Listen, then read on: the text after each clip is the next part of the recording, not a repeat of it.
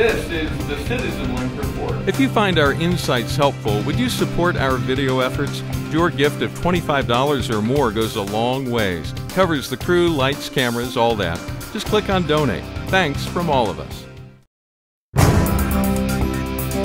Lately, some headlines have been saying marriage is not a solution for poverty. Others say not so fast. Marriage really is a way to reduce poverty. We'll offer some insights into that. And while we're at it, what should we be teaching our children about marriage?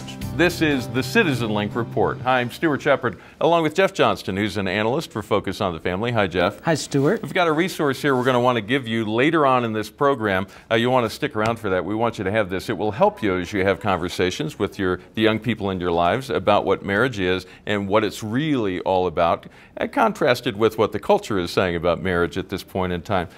Jeff, I suspect most parents never stop to think that they should be teaching their children about marriage. Most figure they're just going to pick it up along the way. What's the truth? That's right, but you can't really assume anymore that kids are going to pick it up on the way. For example, in the popular culture, we've definitely moved away from marriage. If your kids were watching the Rose Parade on January 1st, they would have seen a float with two men getting married on it. Or if they were watching the Grammys, they would have seen a same-sex wedding. So there's a lot of indicators in our world that marriage isn't what it used to be, which was a man and a woman and any children that they have united in a monogamous, faithful relationship. And the key to all this is, as we watch those same images, we have context for that. And we filter it through the context of what marriage truly is. For young people, they're still trying to figure out the world, and they're getting messages from that that would probably be surprising to us if we knew how they were really processing. That's right. Kids in school, kids watching different things in the culture, they're just learning that you can marry whoever you want to marry, that marriage is just a contract, or that it's whoever you love. A lot of people in the culture are living together now as well. And so there's been a huge increase in cohabiting. So kids are getting all kinds of confusing messages about what marriage is. And we know that God designed marriage. But we also know that it's a foundational building block for society, and that kids do best when they have a married mother and father. Jeff, you know, the people who've been working hard to redefine marriage try to limit it down to this is just a contract between two adults who love each other, any two adults, and others would argue, well, it's any number of adults, any combination. Those of us who see marriage for what it is have a much broader definition. It's more than just a contract between two adults. As we talk to the young people in our lives, how should we help them understand what marriage really is? You're absolutely right. There's more to it than just two adults who love each other. First of all, you have the aspect of being male and female, that God created us in His image, man and woman, and that marriage brings together the two halves of humanity, male and female. So you have a man and a woman who are united in a monogamous relationship. They're faithful to each other. It's an exclusive and permanent relationship. And it also unites them with any children that they have, because marriage tends to bring about kids a lot of times. And it's the kids who need the protection of having a mother and father. And we know that kids do best when they're raised by a married mother and father. And when you say we know that, it's because the research shows that over and over again. There's decades of research now that show that if you want to keep kids out of poverty, if you want to keep women out of poverty, if you want to stop abuse and domestic violence, drug abuse, if you want kids to have a better education, then you'll give them a married mother and father. Even President Obama knows this. Back in a speech in 2008, before he was president, back when he was a senator, he said, "We know the statistics that children who grew up without a mother or who grew up without a father are 5 times more likely to live in poverty and commit crime, 9 times more likely to drop out of schools, and 20 times more likely to end up in prison. They're more likely to have behavioral problems or run away from home or become teenage parents themselves. And the foundations of our community are weaker because of it."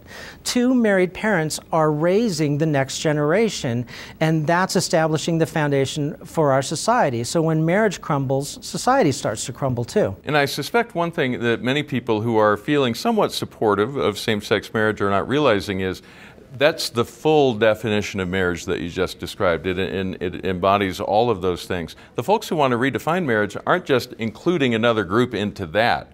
they're actually changing what it means to be married. They're changing the very definition, bringing it down to just two adults who love each other. And you'll see that on their slogans. You know, why should you say who gets to love who? They'll say love is love. Yeah, but it's so much larger than that. But if you define it down, if you just bring it to a simpler definition, you've actually broken up what marriage is. Yeah, you've lost the whole aspect of complementarity, that it's about a male and female coming together. Men don't parent the way that women do, and women mother their children differently than men do, and kids need both of those. And if you ask a child, how are mommy and daddy different, they'll be able to tell you some of those differences. They know that their parents parent differently and that they need both of them. Now, one aspect of this that's been in the headlines over the last few weeks, a study came out of Ohio State that says, hold on, all you conservatives, is how some of the headlines read, marriage is not the silver bullet for poverty, which is something we've talked about on this program many times, that one of the surest ways to fend off poverty is to get married and stay married. Study comes out, says, nope, it's just not true. Other headlines followed on saying, no, it really is true. Jeff, what do we make of all this? How do we put this together? Well, marriage isn't a silver bullet, and it's not magical somehow. It can't necessarily fix a bad situation. What that study looked at was mothers who already had children and then later on got married. And that didn't necessarily lift all of them out of poverty. But the way we talk about marriage is that people should do it in the right order. They should get married first and then have children, and then their children will be less likely to live in poverty. So we want people to follow that trajectory and not mess around with God's design for marriage. And it's important for people who read the notes about marriage and poverty coming from the other side to know that the researcher who worked on that is not necessarily cheering for man-woman marriage and for what we think of as the typical family unit. That's right. And there was a study that came out just a couple weeks after that from Harvard that showed that two of the most important factors in helping people be upwardly mobile in the culture and helping them move up economically. One of the most important factors was that they came from a home with a mother and father. And the other factor is that they came from a community that had a high degree of religiosity or a high level of faith. And we know from the research over and over again for years and years that mom and dads matter, but also our faith matters as well.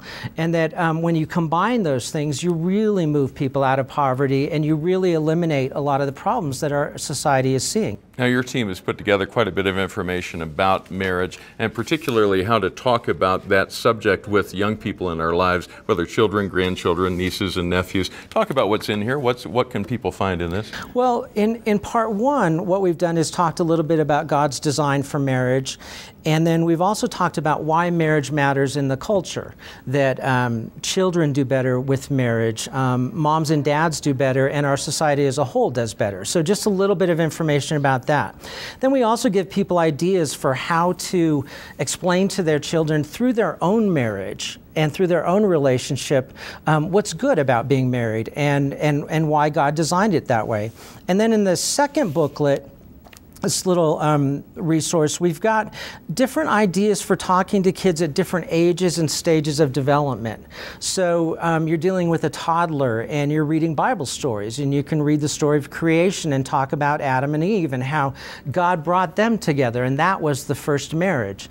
And then for older kids, we've got different historical figures, movies, television shows, books, things that parents can use, just some creative ideas to talk about what marriage is and why it matters so much. Very cool. We're going to put a link to these resources in the text summary that goes alongside this video. So if you look below the video or beside it, depending on where you're watching this, you'll find the links to the resources that he's talking about. We want you to have these. They're prepared by Focus on the Family. This is reliable, trustworthy stuff you can use to teach your children about an important topic in their lives, marriage. That's right. We think it will be a helpful tool for people. All right. Jeff, thanks for your insights today. Very helpful, very interesting. Thank you. All right. And thank you for watching. We always appreciate hearing from you. You may write to us at mail@citizenlink.com. This week, we encourage you to pray for the children in your lives. There are a lot of folks in our culture right now who are trying to shift their point of view about God's timeless design for relationships.